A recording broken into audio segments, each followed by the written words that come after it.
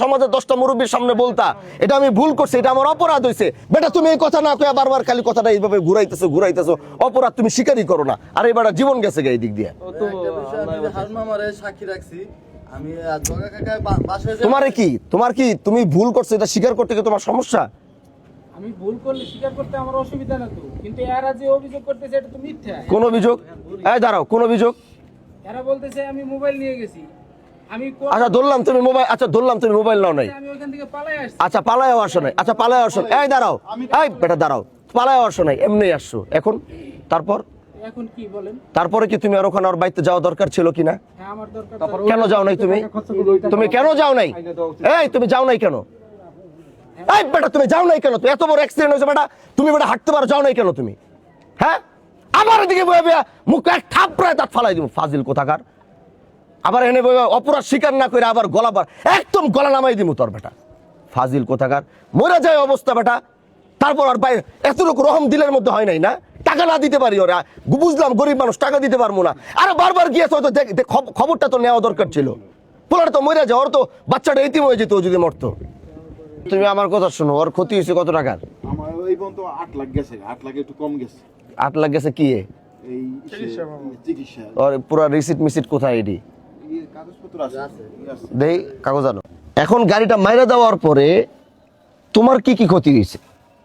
গাড়িটা মাইরা দেওয়ার পরে আমার যেরকম এই যখন নাইমা যায়, অ্যাক্সিডেন্ট করার পরে নাইমা যায়, তখন হইলো আজ যে স্ট্যান্ডিং আছে না বাম সাইডে দরজা, ওই দরজা আর কি ভাঙ্গা, সামনে বডি পুরো ভাঙ্গা আমার লগে মিলে গেছে গা। হ্যাঁ সাইড আর কিছু হয় না। হাসপাতালে কাজ হইছে নি। আচ্ছা আচ্ছা।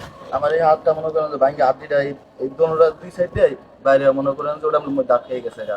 পাও মনে করেন উড়ে যায় নাই, পাও ভাঙ্গা আপনি বেরিয়ে গেছে গা। মাথার মধ্যে উপরে ছাদ আছে না, এই ছাদের এই যে কাজ আছে, এই উপরে যে ছাদের প্লেন সিট না, ওটা মাথার মধ্যে দাহিন দেখছে। আমি আর নড়াচড়া দিতে পারি না। ওই টাইমে সিগান ভাই গাড়ি থেকে নেমে গেল গা ওই মুহূর্তে। কে নামছে? সিগান ভাই আচ্ছা নেমে গেল গা। তুমি দেখতেছো? হ্যাঁ আমি দেখতেছি। ওই টাইমে আমি 2 মিনিট পর্যন্ত ভাই সুস্থ। আচ্ছা আমি দেখতেছি যে হ্যার মানি ব্যাগ, আমার মোবাইল, হ্যার মোবাইল, হ্যার হলো পানের ফুলটা একটা জায়গায় ছিল, এক জায়গায় আসলে ওইগুলা নিয়ে নেমে গেছে গা। ঠিক আছে, আমার মোবাইলটা পর্যন্ত নিয়ে নেমে গেছে গা। আচ্ছা। আর আমার মনে করেন যে দেখা গেছে 300 টাকা ছিল, ওটা আমি আর পাই নাই, ওটার কথা বলতে পারবো না। তো দেখা গেছে নেমে গেল গা। এই যে গেল আমার বুকলে থেকে ঘন্টা খানিকের মধ্যে আমার বুকলে আসলো না। আমার আইডিয়া যতটুকু পাই, কি জন্য ভাইয়া, আর যে টাইমে আবার দেখা গেছে আমার জ্ঞান ফিরছে, ওই টাইমে দেখি যে আমার সামনে মনে করেন যে ফায়ার সার্ভিসের লোকজন। ওই টাইমে মনে করেন যে আমি বুঝলাম কেমন যে ঘন্টা খানিকের মতন হয়েছে, কারণ আমার শরীরে মানে মাথার যে রক্ত পড়ছে, মানে চোখ মিলে তাকাতে হয় না, পুরো শক্ত হয়ে গেছে গা। তো ঘন্টা খানিকের মতন হয়েছে, নয়তো রক্তটা এইভাবে শুকাইনার কথা না ভাইয়া।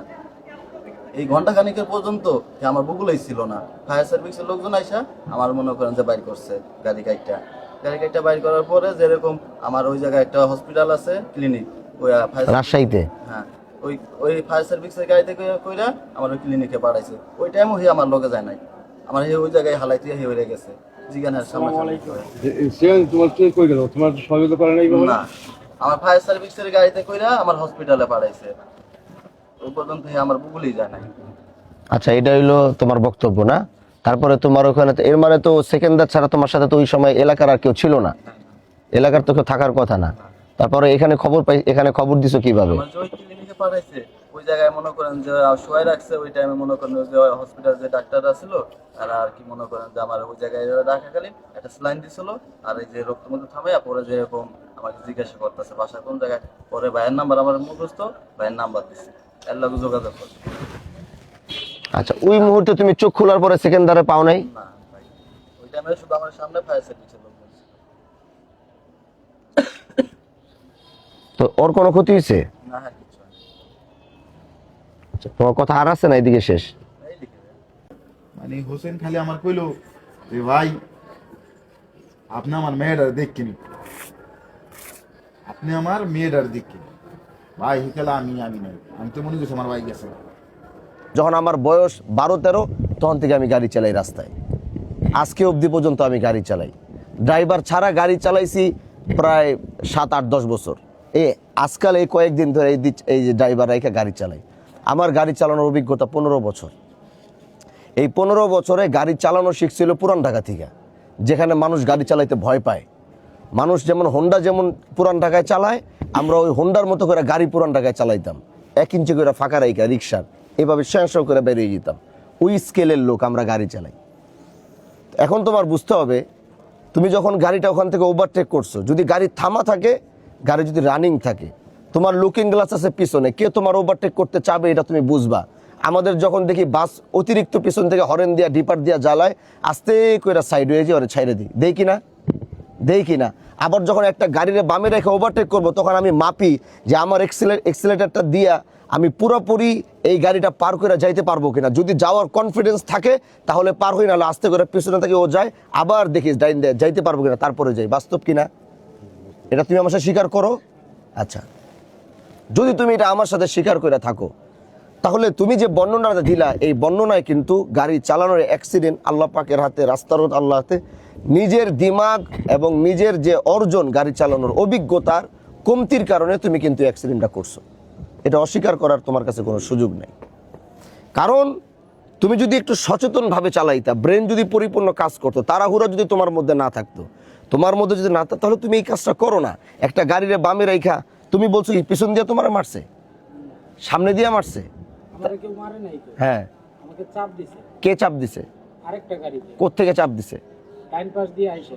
কোন ডান পাশ থেকে আসছে? আমার পিছন থেকে আসছে গাড়িটা। তো পিছন থেকে আসে, তোমার লুকিং গ্লাস নাই গাড়ির? তোমার গাড়ির লুকিং গ্লাস নাই? তাহলে এগুলা ছিল তো। তাহলে ও আমার পিছনেই ছিল, ও ওভারটেক করার কোনো পরিকল্পনা দেখিনি আমি। ও ওভারটেক করার কোনো পরিকল্পনা দেখিনি, আমি ইন্ডিকেটরও দিছি। হ্যাঁ, এরপরও আয় পড়ছে, আয়সা আমাকে চাপ দিছে। চাপ দেওয়ার কারণে আমার সামনেরটার সাথে আমার গাড়ি বাইছে। মানে পিছন দিকে আইসা তোমার চাপ দিয়ে দিছে, তুমি চাপ খেয়ে গাড়ি ভরে দিছো। এখন চাপ তো আমি খাইয়ে গেছি, ও তো আমাকে চাপ দিয়ে দিছে ডান পাশ দিয়ে আইসা। তোমাদের রাস্তা 1 লেনের রাস্তা না? হ্যাঁ, 1 লেনের রাস্তা কিনা?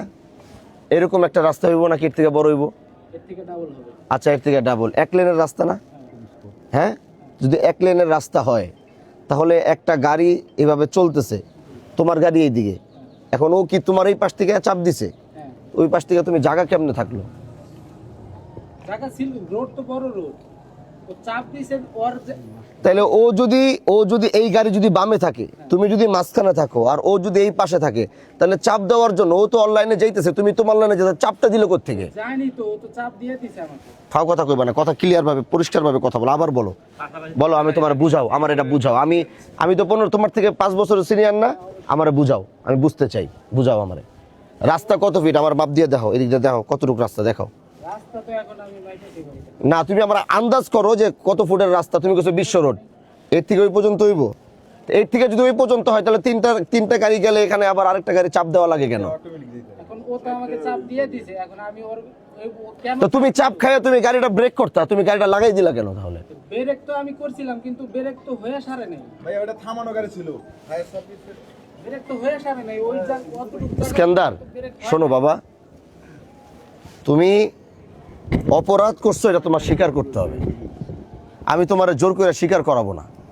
তুমি একটা গাড়ির চাপ খাইয়া তুমি গাড়িটার এইভাবে ভইরা দিলা। তোমার ড্রাইভিং যদি গাড়ি তোমার থাকে, তোমার কন্ট্রোল তোমার কাছে গাড়ির নাই। হ্যাঁ আছে তো। হ্যাঁ, তোমার কাছে গাড়ি কন্ট্রোল নাই। একটা মানুষ এই অ্যাক্সিডেন্ট থেকে সর্বোচ্চ কন্ট্রোল করে যে আচ্ছা ক্ষতি হোক। যেমন আমার গাড়ি, আমরা যদি মনে করেন ফাইসা গেছি, ওই মুহূর্তেও আমাদের মাথায়, একটা ড্রাইভারের মাথায় এটা থাকতে হয়, কুকুরকে বাঁচাবো না মানুষকে বাঁচাবো। একটা ড্রাইভারের মাথায় এটা থাকে যে ওই 5 জনকে ভইরা দিব নাকি আমি আস্তে করে আমার গাড়িটার সাইডটা খাওয়াই দিব। একটা ড্রাইভারের মাথায় এটা, একটা ড্রাইভার ওই অভিজ্ঞতা নিয়ে রাস্তায় গাড়ি চালায় কিনা? আমরা যখন চিন্তা করি ফাইসেই গেছি, তখন কি করি? আস্তে করে গাড়িটা আয়ারল্যান্ডের লগে লাগাইয়া হয়তো এক সাইড খাওয়াই দিব, তাও যদি ওইটা বাইচা যায়, এরকম চিন্তা নিয়ে তো আমরা গাড়ি চালাই কিনা? তাহলে একটা গাড়ি যখন তোমার চাপ দিয়ে দেয়, আমরা বলতেছো বড় রোড, বিশ্ব রোড, একটা গাড়ি যখন তোমার চাপ দিয়েই দেয়, তখন তোমার কন্ট্রোলটা কি থাকে? যে আমার ক্ষতি হবে, কিন্তু চেষ্টা থাকতে হবে কি কমায় আনা, এটাই তো টার্গেট থাকে। তাহলে এত বড় রোডে তোমার পিছন থেকে 100 জন চাপ দিয়ে তোমার ভইরা দিয়ে গেল, এটাই তো আমি বুঝতেছি না, আমার মাথায় ঢুকে না। যদি ব্রেক তুমি আমার সত্য কথা বলো, ওই গাড়িটা থামানো ছিল নাকি রানিং ছিল? রানিং ছিল। কারণ যেভাবে গাড়িটা ভুলতে গেছে, তুমি বলো, তুমি মুখ দিয়ে বলো, গাড়িটা রানিং ছিল না গাড়িটা থামানো ছিল? আমরা যেটাই ছিলাম, হ্যাঁ। গাড়িটা রানিং ছিল। আর যেটারে বসছে ওটা হলো বড় যে ট্রাক গুলো না, হ্যাঁ। স্টিক ট্রাক বলে, হ্যাঁ। ওইটা থামানো ছিল এক সাইডে। হ্যাঁ। ওটার সাইড দিয়ে বাইরে হইতে যায়, আমার সাইডটা মেরে দিছে। আচ্ছা পড়া বেটা কইবো আমার ভুল হয়েছে, আমি দেখতে পারি নাই। আমি ওইখানকার লোকের নাম্বার দিয়ে আপনি যাচাই করে দেখেন। আরে বেটা ওটার কথা কইতেছি না, বাড়িতে আওয়ার পরে কথা কইতেছি। আজকে বাইতে আওয়ার পরে আমি কই জায়গার কথা কইতেছি নাকি? কে গেছে? এই দাঁড়াও দাঁড়াও, তো আপনি কথা কইবেন না, দাঁড়ান, আপনি কথা কইবেন না এখন, দাঁড়ান। তুমি কও, তুমি আমারে কও, আমি তো যখন বাড়িতে ছিলাম তখন অসুস্থ ছিলাম। তুমি কি অসুস্থ ছিলা? বাবা গেছিল, তোমার কি অসুস্থ ছিল বলো আমারে, আবার বলো। বুকে সমস্যা ছিল, ঘাড়ে সমস্যা ছিল, হ্যাঁ। মাথায় সমস্যা ছিল, চোখে সমস্যা ছিল। কি সমস্যা হয়েছে? তোমার আসলে সমস্যা হয়েছে? আসলে কয়দিন তুমি অসুস্থ, কয়দিন বেডে ছিলা? 15-16 দিন 15-16 দিন তুমি বেডে ছিলা, 15-16 দিন বিছনা থেকে উঠতে পারো নাই। আমি কোথাও যাইনি, বাড়িতেই ছিলাম, আমি রেস্টেই ছিলাম। তুমি রেস্টে ছিলা, কিন্তু তুমি ওই অসুস্থ ছিলা না যে অসুস্থ তোমার বাসার ভিতরে পড়ায় রাখবো, ওই অসুস্থ তুমি ছিলা? হ্যাঁ ছিলাম তো। তুমি বিছনা থেকে উঠতে পারো নাই, না তুমি হাঁটতে পারতা না, না, লেগে 2 দিন থাকা লাগছে। হাসপাতালে থাকিনি। তাহলে যার বাটার হাসপাতালে থাকা লাগে না, তুমি ওই অবস্থায় গেলে ডাক্তার তোমার কইবো ভাই আপনারা ছাড়বো না, এখন ভর্তি হওয়া লাগবো, কইছে তোমার ডাক্তার? আচ্ছা এনে তুমি স্বীকারোক্তি দিবা তোমার ভুল হয়েছে, তুমি এটারে কেন বারবার কাটায় যাইতেছো? মামা শুনেন, আর আমি দুটো কথা বলি। খারাপ হাসান কারো কন। এখন 1:30 বাজে যে জমার টাইম হয়ে গেছে, লোকের চুরি করা কিছু নাই। আর দুনিয়া কিন্তু মানে আগের মতো এই দুনিয়া না। এখন হলো সবকিছু ডিজিটাল, মানুষ সবকিছু বুঝে। কাকাই কইছে, তুমি কইছো, আর দুই ভাই কইছে, আর একজন কইছে। আমরা 1 ঘন্টা যেটা শুনতেছি, আমরা সবকিছু বুঝতেছি, মামায় বুঝছে, সবাই বুঝছে। মোটামুটি সবাই একটা ধারণা হয়েছে। কারণ এই ধারণার উপরে মামা এলাকার লোক সবাই আশিপাশি, এটা নিয়ে সামনের বেশি কিছু না হয়। ও ক্ষতিগ্রস্ত হয়েছে, ও ক্ষতিগ্রস্ত হয়েছে, মানে ও সুস্থ আছে, ও অসুস্থ হয়ে গেছে। ওর হাতে মানে নারী, ওর হাতে নারী নাই, এই বুঝায় যে দাঁড়াইছে। আর আপনি এটা যে ফিরে সুন্দর হয়, বাইরে দিয়ে একটা ফসল কথা না বলা। আর কথা ভাই, কোনো- আমি একটা কথা আর কথা বলার আর আমার যে ভাই মানে- আর বলার কিছু নেই, আর বললো না, আর ওই বললো না। মালিক যদি টাকা লাগে, ভাইয়ে যা বোঝার বুঝছি। যদি ওই ইয়ের মালিক যদি টাকা লাগে, তাহলে ও যদি আনতে পারে, আনতে পারলে, তাহলে মালিকের সাথে